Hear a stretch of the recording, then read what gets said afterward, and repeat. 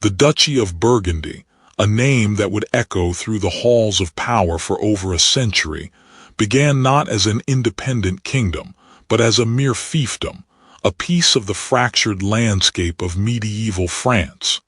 Its destiny, however, was far from ordinary.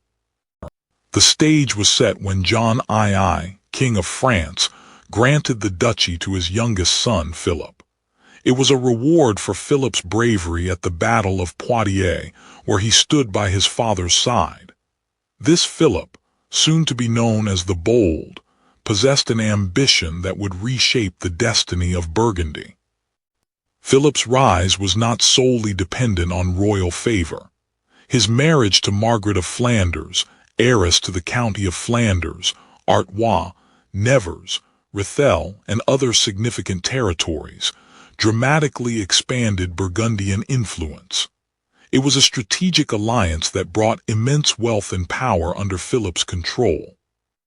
Flanders, with its thriving cities like Bruges and Ghent, was the jewel in Margaret's inheritance. These were centers of trade and industry, far exceeding Dijon in wealth and population. They brought access to the lucrative wool trade and a network of merchants that stretched across Europe. Dijon, though less economically significant than the Flemish cities, became the heart of Philip's ambition. He invested heavily in transforming it into a capital worthy of his growing power, commissioning grand palaces and reinforcing its defenses. It was a deliberate act, intended to create a distinct Burgundian identity.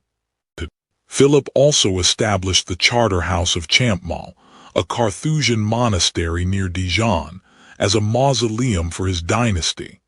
It was a statement of permanence, a way to ensure his family's legacy endured. The Charter House became a center of artistic patronage, attracting sculptors and painters from across Europe. Artists like Klaus Schluter, a sculptor of unparalleled skill, found patronage in Philip's court. They transformed the Charter House into a masterpiece of late medieval art, adorning it with lifelike sculptures that captured the piety and power of the Burgundian dukes.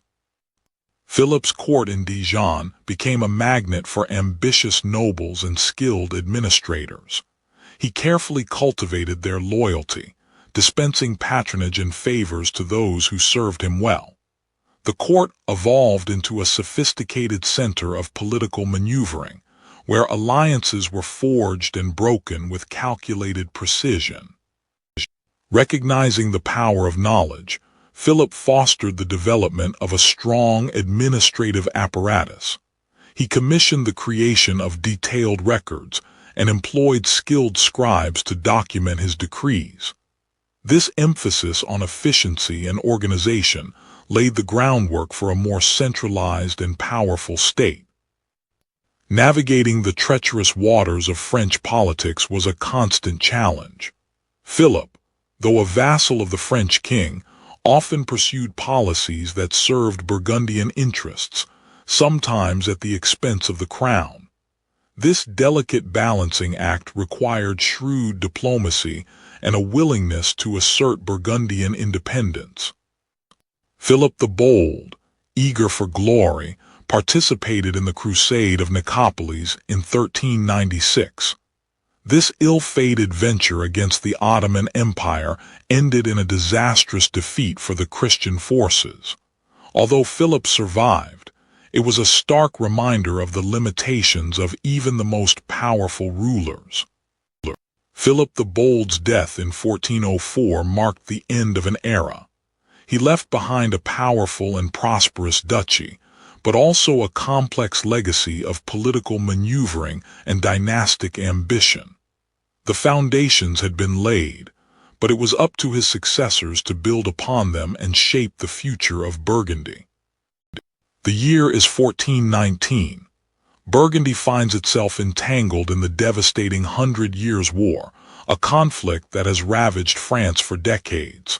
Philip the Good, now Duke, faces a daunting decision: which side to support. The French crown, historically the overlord of Burgundy, or the ambitious English, promising potential gains. In Paris, Jean Gerson, a leading theologian and intellectual, observes the growing chaos. The assassination of John the Fearless, Philip's father, by French factions, casts a long shadow, fueling Burgundy's distrust of the French monarchy. Within Burgundy's own halls, opinions are divided. Some councillors advocate for remaining loyal to France, fearing the consequences of betraying their historical ties. Others see an opportunity to expand Burgundian power and influence by aligning with the English. Isabella of Portugal, Philip's wife, observes the political turmoil with keen interest. While she understands the strategic advantages of an alliance with England, she is wary of the long-term consequences for Burgundy's relationship with France. Driven by the desire for vengeance and the promise of territorial gains, Philip the Good ultimately makes the fateful decision to ally with England. The Treaty of Troyes, signed in 1420, solidifies this alliance, further fracturing the French kingdom. Jan van Eyck, the court painter, meticulously documents the signing of the treaty, capturing the grandeur of the event and the weight of its implications for the future of Burgundy. The alliance with England draws Burgundy deeper into the 100 Years' War. Burgundian troops fight alongside the English, laying siege to French cities and vying for control of strategic territories. Gerson, a staunch supporter of the French crown, vehemently condemns Burgundy's alliance with England, viewing it as a betrayal of France and a grave threat to the unity of Christendom. Amidst the political and military turmoil, Isabella dedicates herself to charitable works, tending to the wounded soldiers and providing relief to the suffering populace, seeking to alleviate the human cost of the war. Philip, driven by ambition and a thirst for power, presses on with the war, his decisions shaping the destiny of Burgundy and its place in the fractured political landscape of Europe. Even amidst the war, the Burgundian court remains a center of artistic patronage. Jan van Eyck continues to create masterpieces, immortalizing Philip the Good and the grandeur of his court, a testament to Burgundy's cultural aspirations. As the war drags on, Philip begins to question the true cost of his alliance with England. The internal divisions within Burgundy grow deeper, and the future of the duchy hangs in the balance. The path ahead remains uncertain, fraught with peril and opportunity. With the assassination of John the Fearless, the mantle of Duke of Burgundy fell upon his son, Philip. Unlike his impetuous father, Philip, later to be known as the Good, possessed a shrewdness tempered by a deliberate, almost cautious, approach to governance. He inherited a duchy fractured by war and rife with political intrigue. Philip understood that securing his realm required more than just military might. He skillfully navigated the treacherous waters of the 100 Years' War, forging alliances where necessary and maintaining a delicate balance between England and France. His alliance with England, while controversial, proved crucial in consolidating his power and securing favorable trade agreements. The cornerstone of Philip's success lay in the economic prosperity of his lands. He recognized the importance of trade and industry, implementing policies that encouraged both. Flanders, with its thriving textile industry and strategic location, became the jewel in Burgundy's crown. The Duchess Isabella played a critical role in this endeavor. Bruges, Ghent, and Lille flourished as centers of commerce, attracting merchants from across Europe. Wool from England, spices from the East, and wines from France flowed through Burgundian markets, filling the ducal coffers and enriching its citizens. Philip invested heavily in infrastructure, improving roads, canals, and harbors, further facilitating trade. Beyond the realm of politics and economics, Philip possessed a deep appreciation for the arts. He understood that culture was not merely an adornment but a powerful tool for projecting his authority and shaping his legacy. He became a generous patron, attracting some of the most talented artists, musicians, and writers of the age to his court. Jan van Eyck, a master of the new oil painting technique, became Philip's court painter.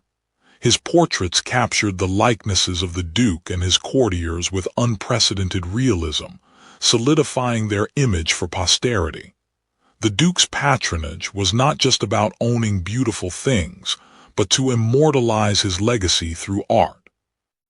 Isabella of Portugal, Philip's wife, shared his passion for the arts. She oversaw the creation of exquisite tapestries, illuminated manuscripts, and other luxury goods, transforming the Burgundian court into a center of artistic innovation. Her role was crucial in setting the standard of elegance. Music flourished under Philip's patronage. Renowned composers and musicians were drawn to the Burgundian court, creating a distinctive style that blended French and Flemish traditions. The court became known for its elaborate musical performances, adding another layer of sophistication to Burgundian culture.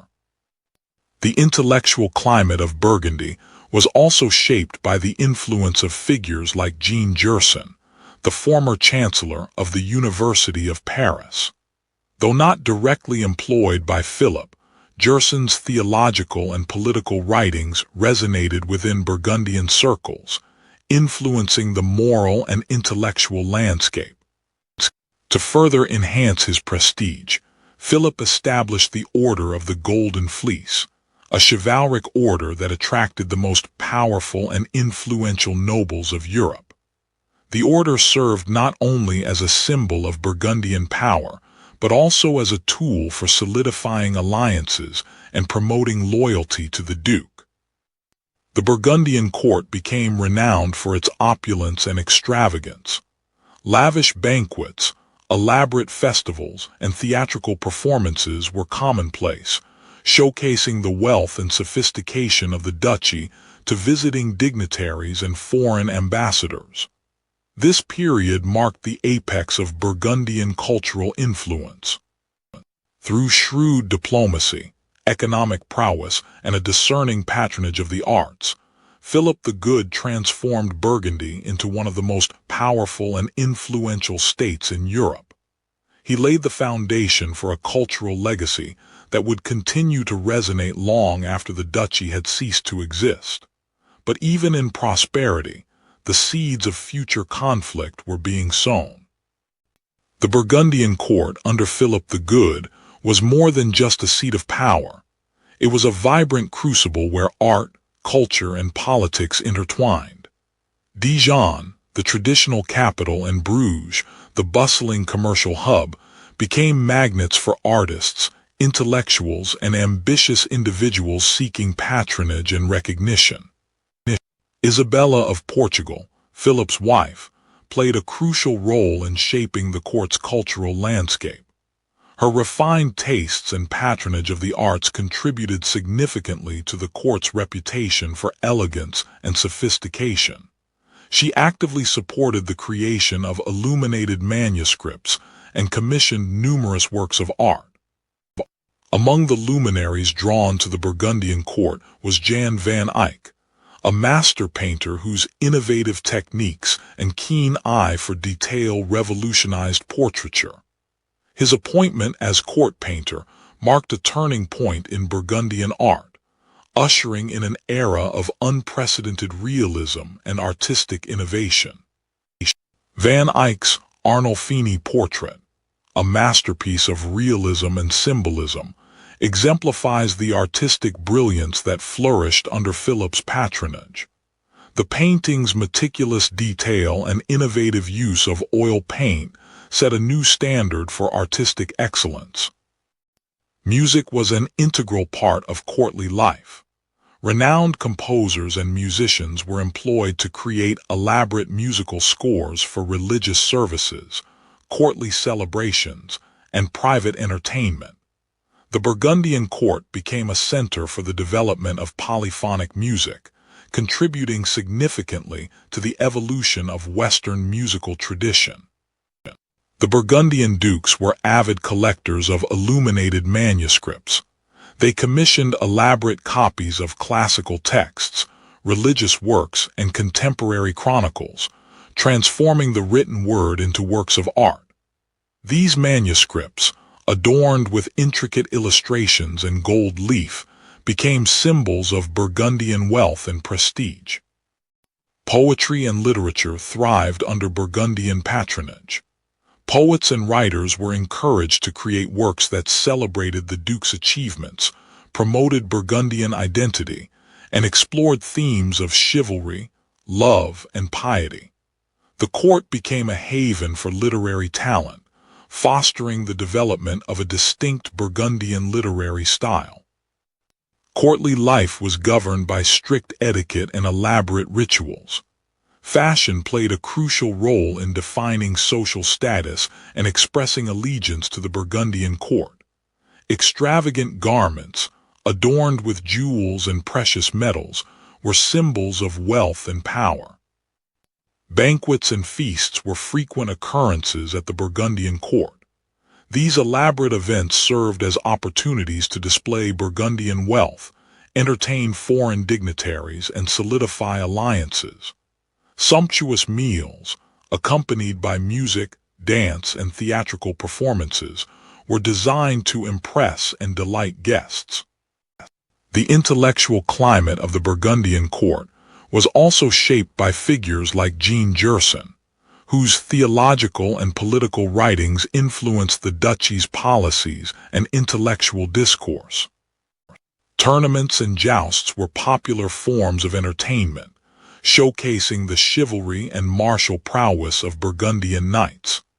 These events provided opportunities for nobles to demonstrate their skill, win honor, and reaffirm their loyalty to the Duke.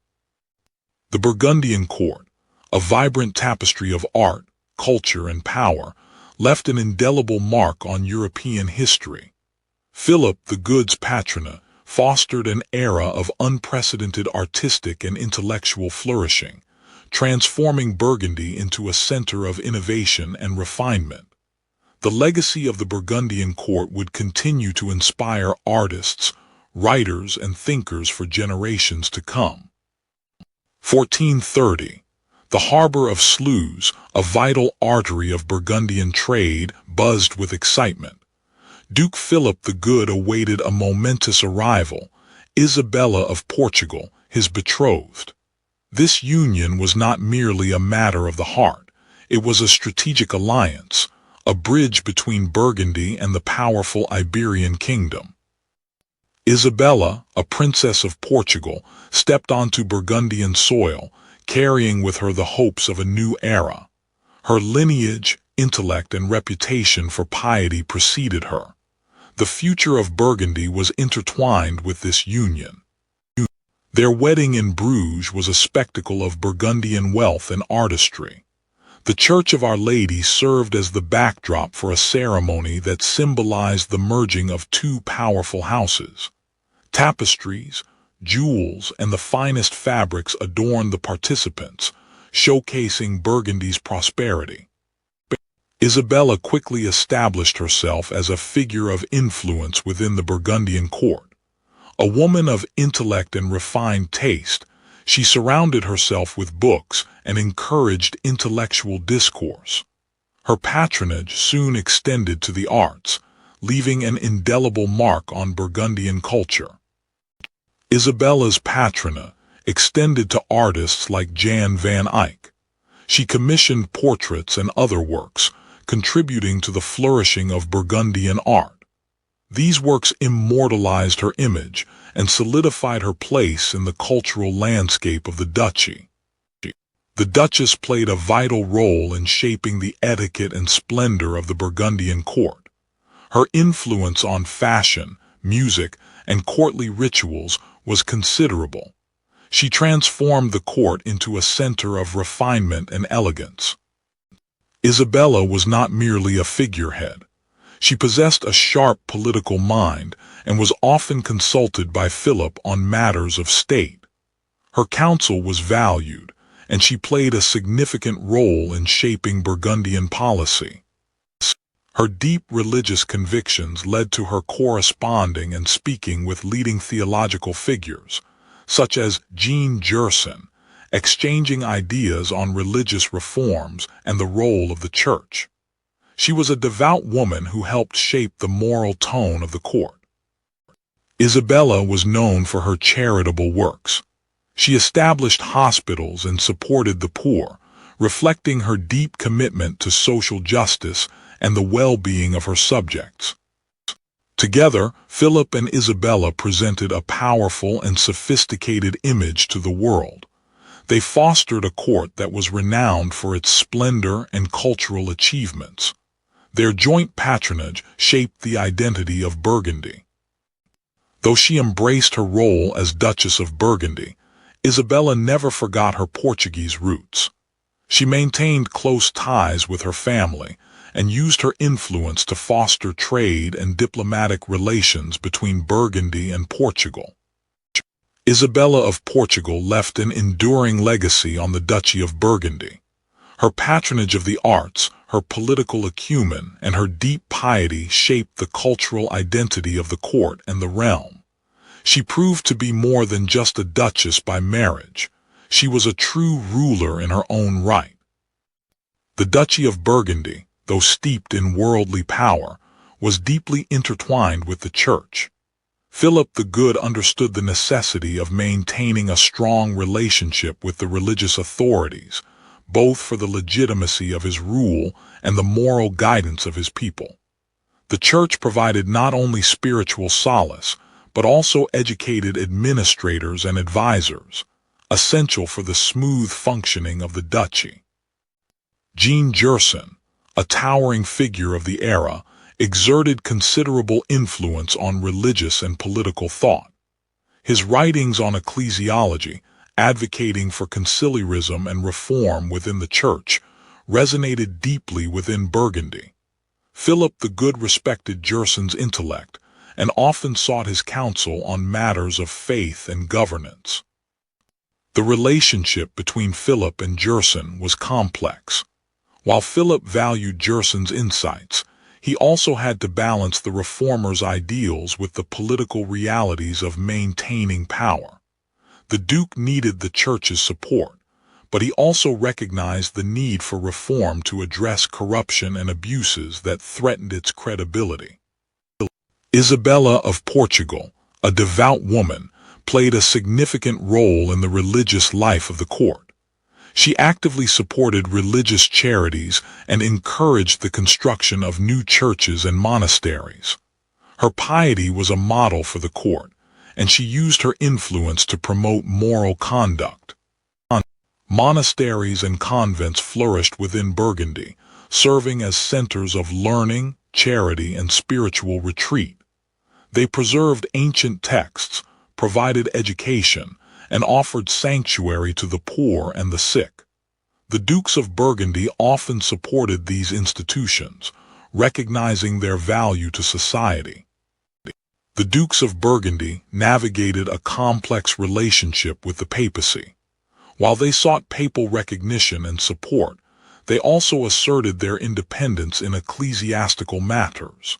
Philip the Good, like his predecessors, aimed to maintain a balance between obedience to Rome and the preservation of Burgundian autonomy. Gerson's writings extended beyond purely theological matters. He addressed issues of morality and ethics, offering guidance on how rulers should govern justly and how individuals should live virtuous lives.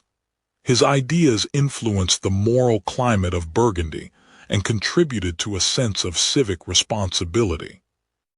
Religious fervor sometimes manifested in more extreme forms.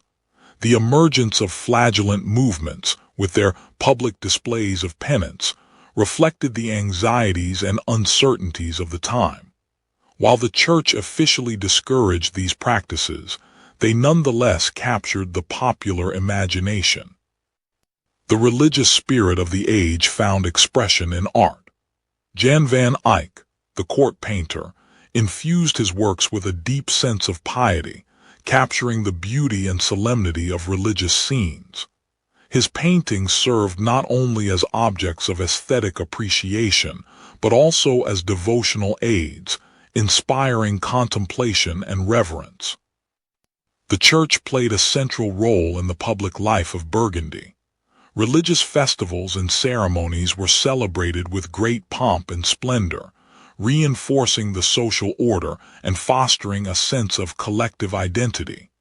Philip the Good actively participated in these events, demonstrating his commitment to the faith and his role as a Christian ruler.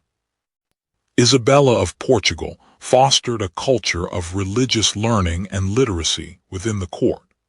She commissioned illuminated manuscripts of the Bible and other religious texts, making them accessible to her ladies-in-waiting and promoting a deeper understanding of the faith.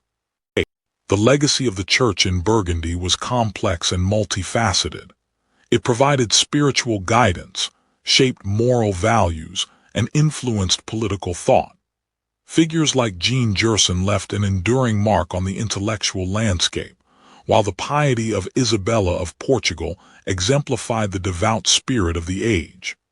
The relationship between the church and the Dukes of Burgundy was a delicate dance of power and faith, shaping the course of the duchy's history. In the year of our Lord 1430, within the bustling city of Bruges, Philip the Good conceived an idea, one that would solidify his power and elevate the prestige of Burgundy to new heights: the creation of a chivalric order. The inspiration for this noble endeavor was multifaceted.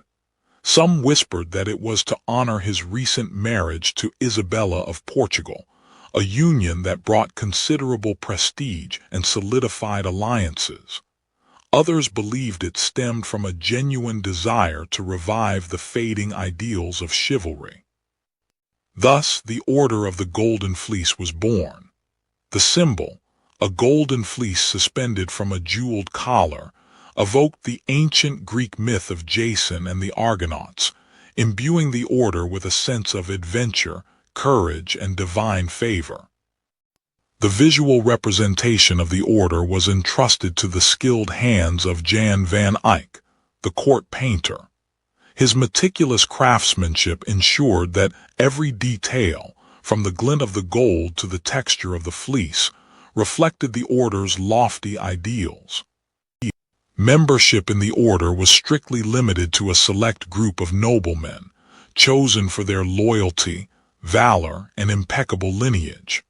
The knights swore oaths of fealty to Philip, pledging to uphold the honor of Burgundy and defend the Catholic faith.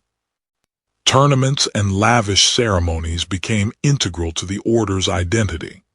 These spectacles not only showcased the knights' martial prowess, but also reinforced the ideals of chivalry and courtly love.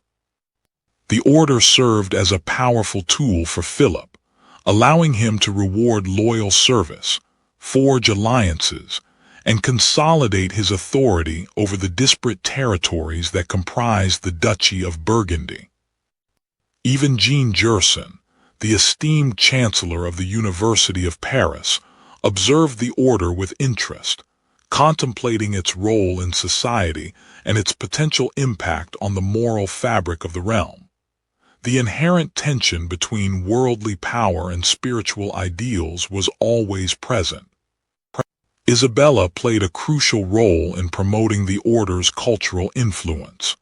She commissioned exquisite tapestries, illuminated manuscripts, and musical compositions that celebrated its ideals and glorified the House of Burgundy. The statutes of the order, carefully documented in lavishly illuminated manuscripts, outlined the code of conduct expected of its members, emphasizing virtues such as honor, loyalty, and piety. Through the Order of the Golden Fleece, Philip the Good not only fostered a sense of unity within his diverse realm, but also elevated Burgundy's status on the European stage, transforming it into a center of chivalry, art, and political influence.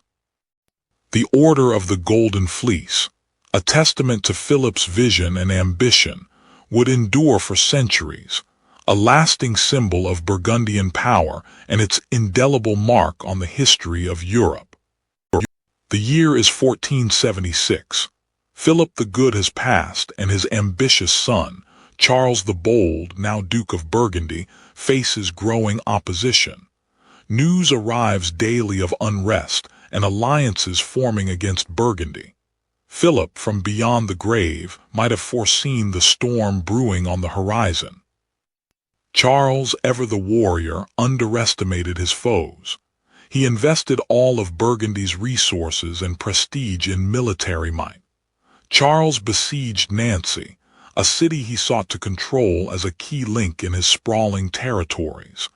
But the Duke of Lorraine, with Swiss Confederation mercenaries, was ready.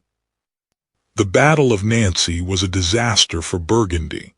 The Swiss pikemen, renowned for their discipline and ferocity, shattered the Burgundian lines. Charles's army, once the pride of Europe, crumbled before the onslaught. Charles himself perished in the battle, his body discovered days later, frozen and unrecognizable. The news of his death sent shockwaves throughout Burgundy and beyond. The dream of a unified, independent Burgundian kingdom died with him on that snowy field. In Bruges, Isabella received the devastating news of her stepson's demise. Her heart, already weary from years of political intrigue and personal loss, now bore the weight of Burgundy's uncertain future. With Charles gone, the vultures began to circle. With Charles dead and no male heir, Burgundy's vast territories were carved up by its powerful neighbors. The Duchy of Burgundy proper reverted to the French crown, while other lands, including the wealthy county of Flanders, fell under Habsburg control through Charles's daughter Mary. The vibrant artistic scene that Philip the Good had fostered began to fade. Artists, once drawn to the Burgundian court, sought patronage elsewhere. The flow of wealth and ideas that had characterized Burgundy diminished, leaving behind a sense of loss and unrealized potential. The intellectual currents that had flowed through Burgundy continued to influence European thought. Jean Gerson's writings on conciliarism and moral reform resonated with scholars and reformers across the continent, even as the political landscape of Burgundy shifted dramatically. Though Burgundy's independence was lost, the memory of its glory lingered. The court of Philip the Good remained a symbol of artistic patronage and refined culture, a golden age that would be romanticized for generations to come. The Dukes of Burgundy had dreamed of a realm rivaling France, but fate and the battlefield had other plans. Yet, even absorbed by France and the Habsburgs, Burgundy's legacy was undeniable. Centuries later, the art and culture of Burgundy continue to captivate. The paintings of Van Eyck, the tapestries of Arras, the music of Dufay, these are testaments to the enduring power of Burgundian artistic genius.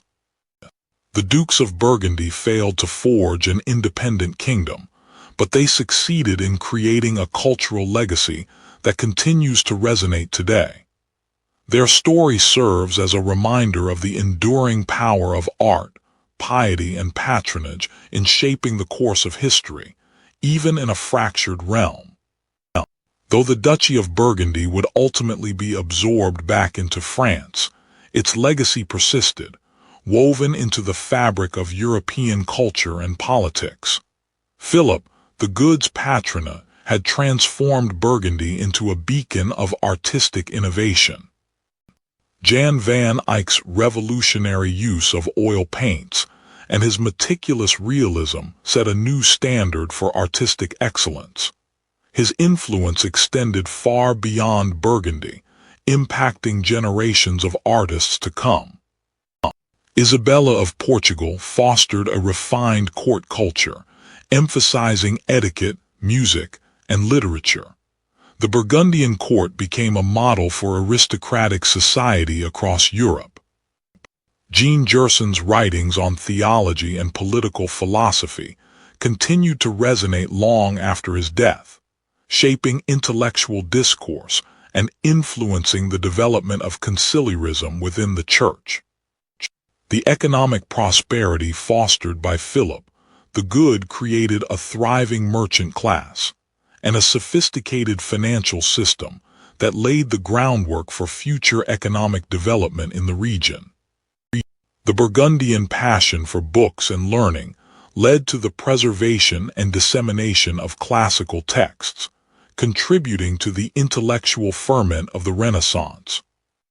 The Burgundian court nurtured a vibrant musical tradition, fostering the development of polyphony and influencing the course of Western music history. The chivalric ideals of the Burgundian court, as exemplified by the Order of the Golden Fleece, influenced aristocratic culture and military practices throughout Europe.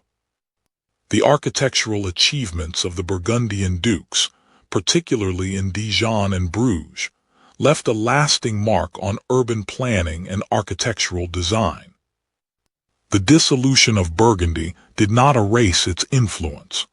Its territories were absorbed into other states, but its legacy of centralized administration and economic innovation contributed to the development of modern nation-states. Today, the art, music, and literature of Burgundy continue to inspire and inform, reminding us of the enduring power of culture to transcend political boundaries.